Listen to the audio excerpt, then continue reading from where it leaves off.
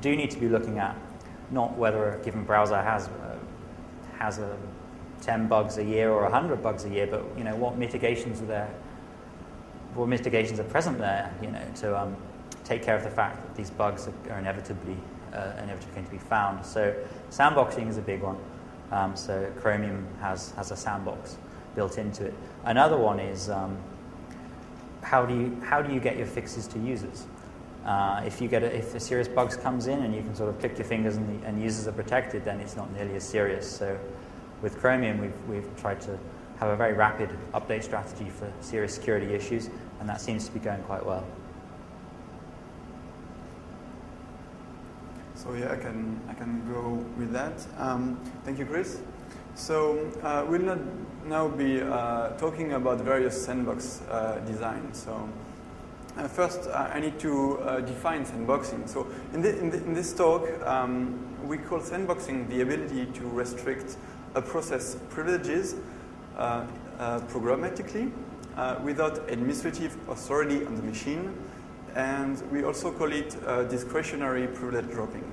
So when I say without administrative authority on the machine, I mean that we're not in charge of administrating the machine, but we can allow ourselves to require root privileges, but it's not the same as being an administrator and adding users and adding packaging, etc. If we don't know how the machine works.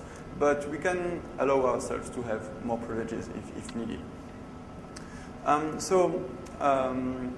You have already in the Linux kernel, as we've mentioned before, you have already mandatory access control. You have several mandatory access control facilities. The problem with mandatory access control is it's for administrators and distribution maintainers. So the good thing is you can write one policy or a set of policies to rule over many programs.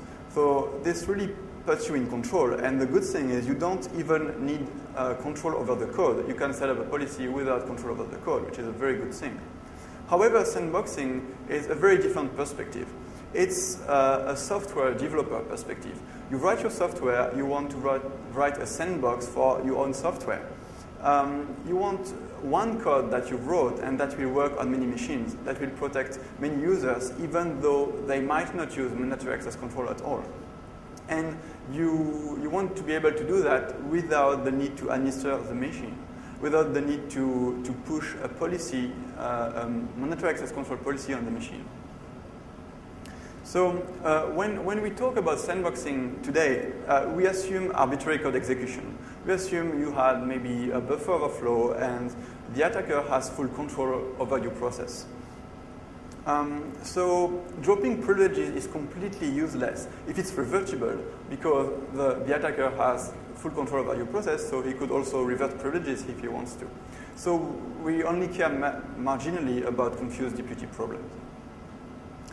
So we will show you three different designs. The first one is the ptrace sandbox, which is a VSTPD experiment that Chris wrote. So he will talk to you briefly about that. Then there is the SetUID sandbox and the seccomp sandbox, which both have been designed for Chromium. So we've seen already that there are very few facilities to write sandboxes on Linux. Because most of the privilege-related facilities we've presented are only available to root. And adding new facilities to the kernel would be great. We would love that. We would love to have real sandboxing facilities, but it couldn't be a short-term option. So we had to do something else. So Chris will present you ptrace sandboxing. Okay, yeah, ptrace sandboxing. So the motivation behind this level of sandboxing is sort of comes in from one of the last picture slides I showed you, where the VSFTP, the attack surface of a compromised FTP process, is sort of shrinking and shrinking until there's this glaring piece left, which is the attack surface exposed by the kernel API, which does have the occasional bug. In fact, Julien finds some of them. So the motivation here is to sort of restrict access to the kernel API such that we sort of avoid unknown kernel bugs. So how it works is you have a process, the untrusted FTP process, which is called the supervised process, and the kernel sort of mediates access to system calls and sort of hands-off attempts to this supervisor process, which is trusted, and on a per syscall basis is authorized to make a decision on whether it's going to allow the syscall or not. One of the cons we'll cover of P-trace sandboxing is it does slow things down, and you can sort of see why here. When the supervised process is making an interaction with the system, a syscall, and these things are sort of going off all the time, you've got like a message sort of bouncing through the kernel to another process and then bouncing back again a couple of times, and these context switches are pretty slow. So why would we want P-trace sandboxing? Well, it can tightly restrict the kernel API used by the untrusted process, as long as that untrusted process isn't doing too much, and just sort of parsing FTP protocol or parsing an SSL handshake isn't really doing that much, maybe a bit of memory allocation, but no sort of massive interaction with the system. You do have a very high granularity of access control possible. You can do access control on a per syscall request, and also based on the arguments of that syscall. It can actually be used securely. There was an interesting paper recently citing race conditions in this level of sandboxing, whereby a couple of threads can sort of fool the supervisor by changing. Let's go back. Where two collaborating threads in the supervised process can fool the supervisor by sort of changing a piece of memory whilst the supervisor is looking at it. But you can get around that by either avoiding multiple threads or being very selective in what syscalls you sandbox. The code to do this is fairly simple in terms of lines of code, but it's not trivial. Unfortunately, there are a bunch of cons to doing this. Traditionally, this is a really buggy area of the kernel, so let's go back to this slide again. So ideally, just sort of the supervisor supervising the process on the right shouldn't change the behavior of this process on the right, but it turns out there are a ton of bugs in the kernel relating to threads and particularly signals, such that you can actually get into some security bugs and some non-security bugs that just affect your stability. Things seem to be better in recent kernels, but it's been a bit of a landmine area in the past. There are other pitfalls. We'll cover those on a separate slide. Mentioned briefly the performance degradation. One thing that's annoying is if you maintain a P-trace sandbox, it's kind of hard because it's since you're sandboxing at the syscall level, that's perhaps a little too fine-grained, and you've got a lot of sensitivity here to the exact version of the kernel you're using and the exact version of the libc you're using. If the libc version gets updated, it may sort of try and detect some newer syscalls used in newer kernels, and the moment that happens, you've got to go and update your P-trace sandbox policy. So some pitfalls here.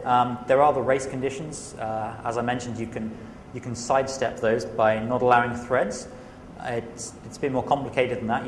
You've got to not allow shared memory, writable shared memory between two compromised processes. Otherwise, even though they're not threads, they can still share the same map piece of memory and collude based on that. So you have to avoid that by carefully restricting the allowed syscalls so that a shared writable mapping can't be set up. Kind of complicated, but the details are in the VSFTPD source code. Or you can not gate access control on pointer-based arguments. It's these pointer-based arguments that incur the susceptibility to this race condition. I've actually forgotten which of those two approaches I went for in the VSFTPD experimental sandbox. I think the first one, not allowing shared memory. This next one is pretty terrible, actually. So back to my picture slide again. What happens if for whatever reason, the supervisor goes away? So maybe it crashes due to a bug. Maybe it crashes due to a bug that the supervised process can actually trigger that bug. That's pretty bad. Maybe the supervised process puts a bunch of memory pressure on the system and the kernel starts firing sig kills around and kills off the supervisor. In all of these cases, if the supervisor goes away, unfortunately that sort of leaves the supervised process to sort of run away unsupervised. There are sort of some syscalls you can do to sort of try and stop that happening, but there's still remain race conditions, so that's a really unpleasant pitfall.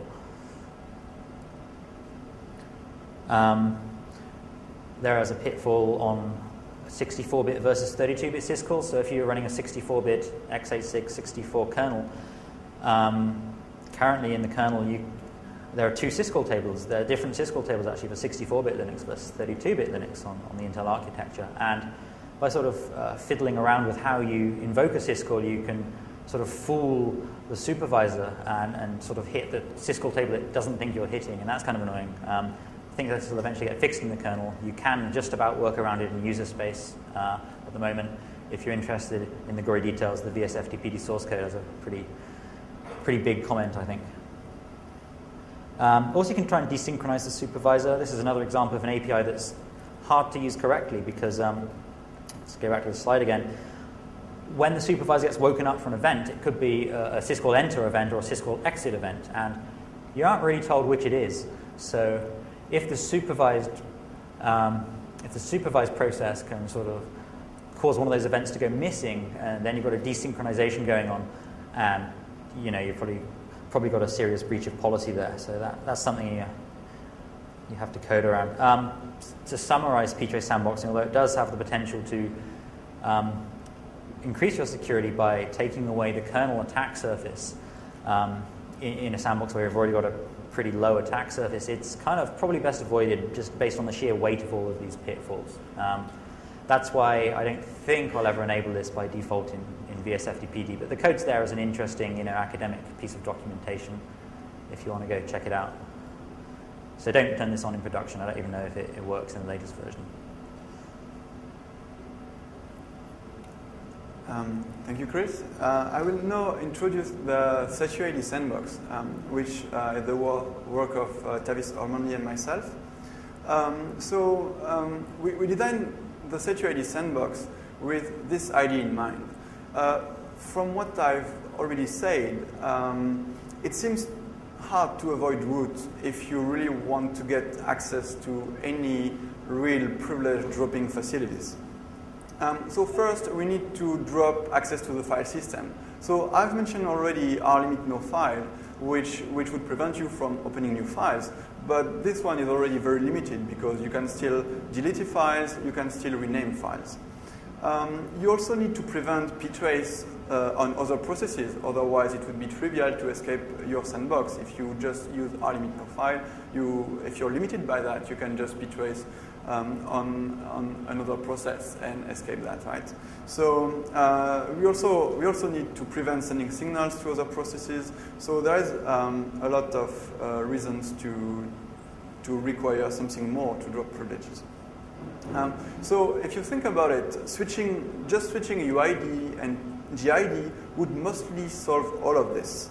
And so that's why we designed the Software-02 sandbox. So at first, what we had in mind was pure UID-GID switching. So the way we wrote that was we required an administratively defined pool of UIDs, GIDs. So there is no need for etc passwd entries. You just need to say, okay, this range from 1 million to 2 million UIDs is reserved for the Software-02 sandbox.